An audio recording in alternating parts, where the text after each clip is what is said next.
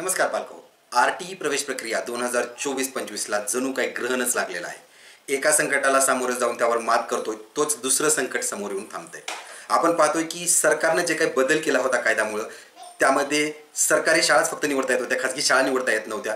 त्याच्या विरोधात याचिका दाखल करण्यात आली. कोर्टाने त्या निर्णयाला आणि ॲडमिशन प्रक्रियेला स्थगिती दिली. हे काही दिलासादायक बातमी ऐकत आणखीन एक नवीन संकट आरटीई प्रवेश प्रक्रियेमध्ये उभं राहत आहे किंबहुना डोकं काढून पाहत आहे. ते म्हणजे खाजगी शाळेचं घराणं. मग नेमकं आपल्याला पाहायचं आहे की खाजगी शाळेचं आता नवीन घराणं काय आहे. एकतर मागील 7-8 वर्षापासून थकीत असलेली फीस आहे, त्याबद्दलही ते निराश आहेत. परंतु आता नवीनच एक पेच या खाजगी शाळेमुळे निर्माण झालेला दिसून येतोय. नेमकं पेच काय आहे आणि त्यामुळे ॲडमिशन प्रक्रियेवरती काय फरक पडेल, कोर्टाच्या निकालावरती काय फरक पडेल का, आणि तो निकाल सरकारच्या बाजूने लागेल का पालकाच्या बाजूने, हेच आपण या व्हिडिओच्या माध्यमातून पाहणार आहोत. विषय तसा खरंच गंभीर होत चाललेला आहे, परंतु काळजी नसावी, मी समजून सांगायला खंबीर आहे. त्यामुळे इडापिडा जाऊ दे आणि जनतेचं राजी होऊ दे म्हणत आपण या माहितीला सुरुवात करूया. मित्र, 7 मेला कोर्टाने मुंबई उच्च न्यायालयाने ॲडमिशन प्रक्रियेवरती स्थगिती आणली होती.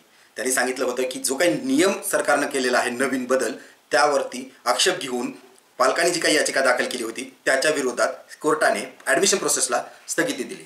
मग आता आपल्याला आशा लागली होती की येणाऱ्या 19 जूनला जे काही निकाल लागेल तो पालकाच्या बाजूने लागेल.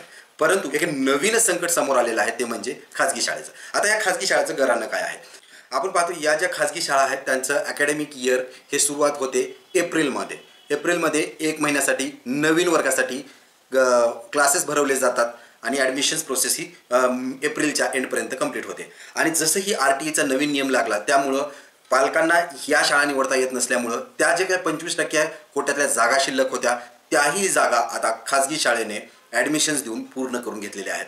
कारण खाजगी शाळांना विश्वास होता की या नियमाबद्दल काही विरोध येणार नाही आणि त्यांच्या जागा रिक्त राहू नये, त्यांचं नुकसान होऊ नये, आर्थिकदृष्ट्या त्यांचं नुकसान होऊ नये, म्हणून त्यांनी सर्व शाळेच्या 100% जागावरती ॲडमिशन्स करून घेतलं आहे.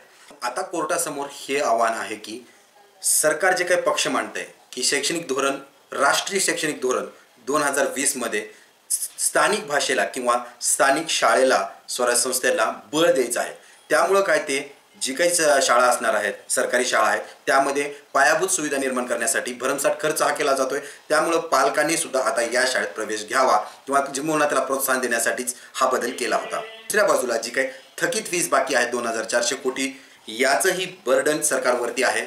त्यामुळं कुठंतरी सरकार नकारात्मक दिसतंय नवीन प्रवेश प्रक्रियेला. सोबत आपण पाहतोय की आरटी मार्फत तर सीट्स रिकाम्याच राहणार आहेत. त्यामुळं खाजगी शाळेने त्यांच्या जागा ह्या भरून घेतल्या आहेत, ॲडमिशन्स पूर्ण केले आहेत. जर कोर्टाची स्थगिती आली, नव्याने जर का ॲडमिशन प्रक्रिया राबवण्यात आली, तर आता खाजगी शाळेसमोर एक मोठा पेच आहे. प्रश्न आहे की या उर्वरित 25% सीट्स कशा भरायच्या, कोणत्या आधारावरती भरायच्या. आशा करूया येणारा जो काही निकाल असेल कोर्टाचा त्यामुळं ॲडमिशन प्रक्रिया ही सुरळीत पार पडेल. मला जर का आरटी प्रवेश प्रक्रियेबद्दल कुठले प्रश्न असतील तर कमेंट बॉक्समध्ये नक्की विचारा. चॅनलला सबस्क्राईब करायला विसरू नका. धन्यवाद.